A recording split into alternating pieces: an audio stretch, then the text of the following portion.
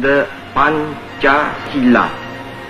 Panca means five, Sila means principle. Perkenalkan, saya Ricky Firmansyah dari Fakultas Ekonomi jurusan Akuntansi. Kamu tahu tentang sejarah perumusan Pancasila dan kenapa ini relevan banget buat kita sekarang? Kita putar waktu sebentar ke tahun 1945. Bayangkan suasana saat itu. Indonesia sedang berjuang keras menuju kemerdekaan. Di tengah gejolak itu, lahirlah sebuah badan penting bernama BPOPK atau Badan Penyelidik Usaha-Usaha Persiapan Kemerdekaan. Tujuannya jelas, menyiapkan segala fondasi negara merdeka. Termasuk dasar negara kita. Ini bukan tugas yang mudah. Disinilah para bapak bangsa kita, seperti Soekarno yang luar biasa karismatik dan Muhammad Hatta yang pemikir ulu, bersama tokoh-tokoh hebat lainnya, berdiskusi dan berdebat dengan sungguh-sungguh. Mereka berusaha menemukan rumusan terbaik untuk negara baru ini. Ini adalah sidang-sidang yang penuh makna, mencari ideologi yang bisa menyatukan berbagai suku, agama, dan budaya di Nusantara. Sampai kemudian, lahirlah Piagam Jakarta, sebuah naskah awal yang mencoba merangkum nilai-nilai kebangsaan kita. Di dalamnya, ada peran panitia 9 yang bekerja keras menyusunnya. Namun, di Piagam Jakarta ini, sila pertama yang kita kenal sekarang, awalnya memiliki rumusan yang sedikit berbeda. Ada frasa yang kemudian menimbulkan kekhawatiran dari saudara-saudara kita di wilayah timur Indonesia. Mereka merasa kurang terwakili. Dan ini berpotensi memecah belah bangsa yang baru akan lahir. Nah, disinilah kebesaran hati dan semangat persatuan para pendiri bangsa kita terlihat jelas.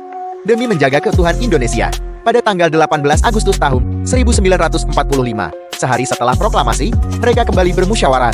Dengan jiwa besar, mereka sepakat mengubah frasa di sila pertama itu. Dari yang awalnya ketuhanan, dengan kewajiban menjalankan syariat Islam bagi pemeluk-pemeluknya menjadi ketuhanan yang Maha Esa. Sebuah kompromi yang luar biasa, menunjukkan bahwa persatuan jauh lebih penting daripada ego golongan. Pada hari yang sama, 18 Agustus tahun 1945, HUD tahun 1945 beserta Pancasila, sebagai dasar negara kita, akhirnya disahkan. Banyak sekali. Pancasila mengajarkan kita nilai-nilai luhur seperti musyawarah untuk mufakat, pentingnya berdialog dan mencari solusi bersama, bukan malah saling menjatuhkan. Lalu ada persatuan Indonesia. Betapa pentingnya kita menjaga kebersamaan di tengah perbedaan. Toleransi, menghargai setiap keyakinan, dan latar belakang teman-teman kita. Dan tentu saja, keadilan sosial bagi seluruh rakyat Indonesia, memastikan bahwa setiap orang punya hak yang sama dan kesempatan yang adil. Secara pribadi, saya merasa Pancasila membantu saya untuk lebih terbuka dalam dialog, tidak langsung menyalahkan orang lain. Saya jadi lebih semangat untuk gotong royong di sekolah atau lingkungan. Dan yang paling penting, lebih menghargai setiap perbedaan yang ada. Kita akan beragam. Dan itu yang bikin Indonesia keren. Terus, apa aksi nyata yang bisa kita lakukan? Banyak. Misalnya, kita bisa mulai proyek komunitas kecil yang bermanfaat, mengadakan acara penggalangan dana untuk membantu sesama yang terkena musibah. Di era digital ini, kita juga bisa menerapkan literasi digital yang beretika. Di era digital ini, kita juga bisa menerapkan literasi digital yang beretika.